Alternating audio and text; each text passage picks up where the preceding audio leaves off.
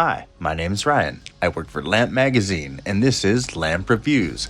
Today I'll be reviewing this book, 5 to 4 by James Krake.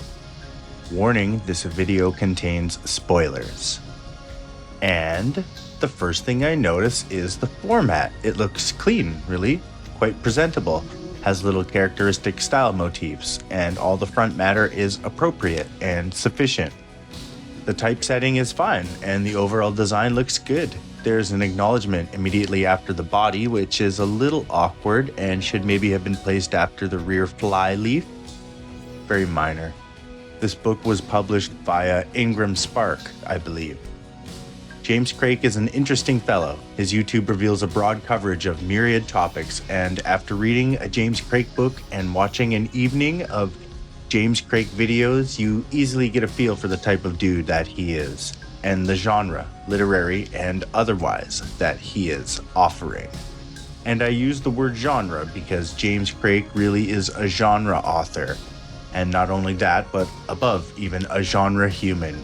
He is a type of person. For better, I believe, imbued with a natural illustrative nerdiness that maybe better reflects a type of generalized intellect, although perhaps pedantic, thus all the keener through his personal style of flywheel trivia, and an entertaining sort. He has, I'm certain, an opinion on everything, which is good. A man should know where he stands. I met Krake on 4chan during the Lit Renaissance, a term coined by author Zulu Alitzba to popularly refer to the post-corona period on Lit, characterized by a wellspring of emergent writers. James Krake has decidedly gone his own way, and to his benefit, he is prolific enough such that we can almost entirely surmise him as an artist from his official available body of work, which at the time of this recording comprises no fewer than 7 paperback titles. Beast. I would have preferred to review another of his titles first, Infinite Money Glitch, based purely on the title and cover alone. Alas. A review of 5 to 4 by James Krake. 5 to 4 deals with our protagonist, Ryan, no relation, who works as an underwriter and adjuster, I believe, for an insurance company in the wake of a natural disaster. Encumbered in his work and desensitized to the violence, and flippant yet still considerate, appreciative of the weight of his work, who now subtly becomes trapped in a reality shift, a glitch in the simulation, wherein he slowly unlocks the secrets of the emergent realm, comes up against puzzles, inhuman monsters, and maintains the narrative, all with a very Krakean smarm that is simultaneously entertaining as it is a little silly. Ryan employs a series of knowledge-based strategies that serve to both push the plot and develop the character, which in turn, of course, refines the writer's voice. Krake really injects himself into his narrative, a lot of factoids, even Doyleist decompositions of problems, which he himself even references. After being transmitted to this new shape-shifting realm, our protagonist narrates his solutions to an escalating series of problems, decodes the secrets of the hidden pocket dimension, reconciles his romantic frustration, and exerts his will on his surroundings to defeat the bad guys and get the girl. It's an adventure, and it's incredibly original. I'm going to get this off my chest. This book is an anime. It is structured like an anime. It reads like an anime. It contains anime characters that engage in anime dialogue. As I said, James Krake is a genre author. This book I would classify as young adult. And there's nothing wrong with YA, but that's the score here. The plot involves very conditionally specific advancements based around pedantic generalizations of knowledge, alongside casual and constant musings on circumstance or topic, the tensile strength of polycarbonate versus glass, the load limits of power extension cables, the viability of leather restraints in the context of vegan alternatives, and so much more. 5 to 4 is absolutely rife with 100 considerations given to us on behalf of our narrator, and I believe it very strongly reflects the author. James Krake is an engineer, and his work is certainly reflective of that. And anime as a genre itself often has plot points based on a character's very specific solution to a problem, usually based on a very specific logical deduction, wherein Crake's Doyleist reference becomes so much more immediately apparent.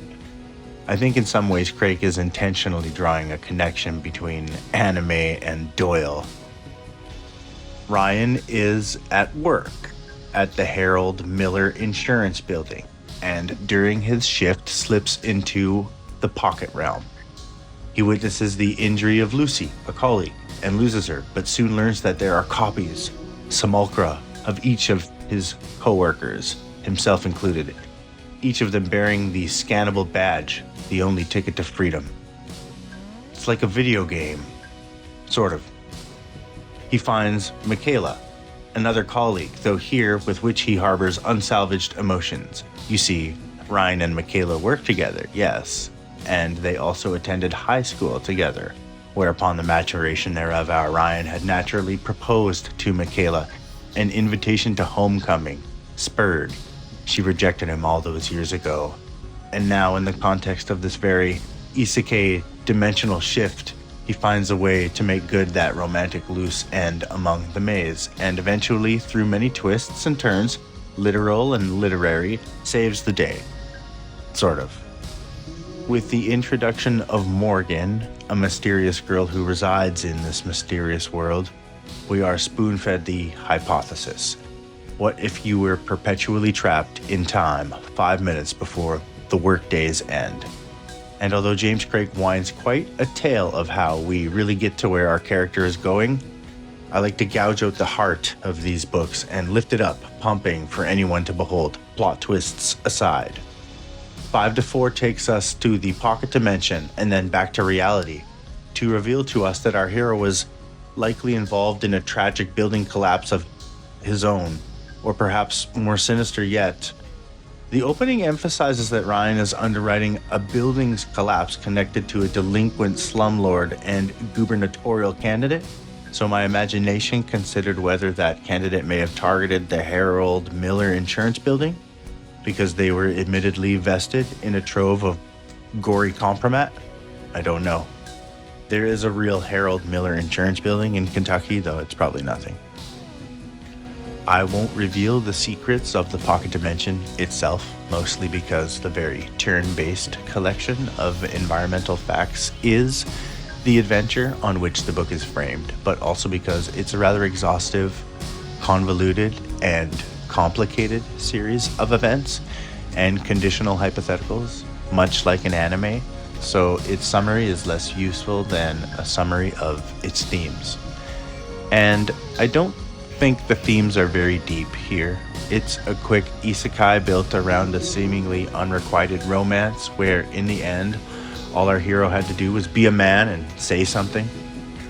Perhaps the deeper themes of 5 to 4 therefore embody those of courage and intelligence, much the same as any anime, whereby smarts and might will reign supreme and conquer the spell of hand-holdy loneliness. As I mentioned, the book was written for young adults, and its themes of romance adhere to those underdeveloped notions of doubt and hesitation in a very juvenile way, I think. Prose, in my opinion, is mid. There are no glaring infractions. Krake can write in English, but the narrative is so permanently beset with the author's natural nerdiness that the writing is unserious and kind of sophomoric. Krake really wants us to know how intelligent he is, but it comes across more like a bespoke game of self-jeopardy than a real demonstration of any knowledge. The dialogue is very flat and is full of what I call very stagey actions, like an introductory example of dialogue. The characters are smug, everything is flippant, and the depth of character dynamic is diminutive. All of the characters are clearly just another voice of the author, and they play mostly flat roles by which our hero reconciles his own singular dynamic and establishes his own singular arc. There is some genuinely cringy romance in here as well that reads much in the vein of young adult or worse. I want to reiterate, James Krake is a genre author. I am clearly subject to some bias because I do not have a preference for genre fiction. In fact, I might claim the contrary. Further to the point, Krake makes mention of many pop culture references, mostly movies and TV, that also otherwise alienate the work in its context and betray the genre to its audience. Nevertheless, I'm an avid reader and I put myself even through Sanderson just for a better understanding of wherever the hands of the clock have landed. Krake himself, notwithstanding, my biases acknowledged. Let me read you an excerpt from this novel.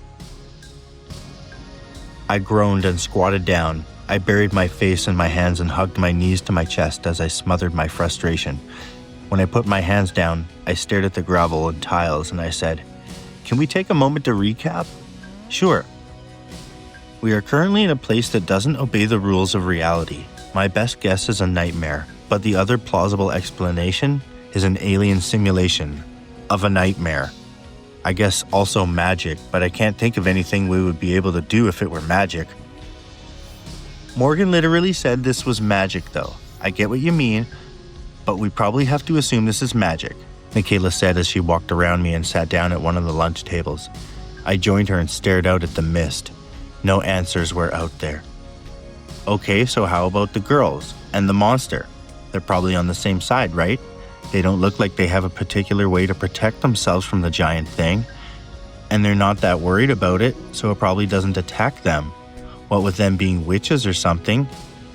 Seems plausible, but also rather supersized for a witch's familiar, isn't it? Shouldn't a familiar be like a black cat or a fruit bat or something?" "I don't know, I've played some Japanese games where witches summoning giant monsters was pretty normal. Could be a demon sort of thing, right?" "Demons aren't..." She trailed off as she caught herself about to say something silly. "Okay, if that is a demon, isn't that kind of lame to be one? It mostly just looks old and not in the scary ancient evil sort of way. It's wrinkled from age." I scoffed. "Maybe they cast a spell on it to keep themselves young by aging it." Michaela rolled her eyes. "And what, if we kill the monster, they'll suddenly die of old age and the spell will end? Are we really so desperate that we're using fairy tale logic? Aren't we?" Here's another excerpt, the opening paragraph from the novel. My computer monitor was filled with pictures of corpses. No, I wasn't a teenager in the early 2000s who just discovered Mexican cartel videos. There had been an earthquake last month, and an apartment building had come down. The press was still in a feeding frenzy after they learned that the landlord had been cited for prior foundation damage. They weren't quite delinquent on fixing it, but they were a gubernatorial candidate, and attacking them was great for ratings. The media had all sorts of dramatic photos from the dig site, mostly the rubble.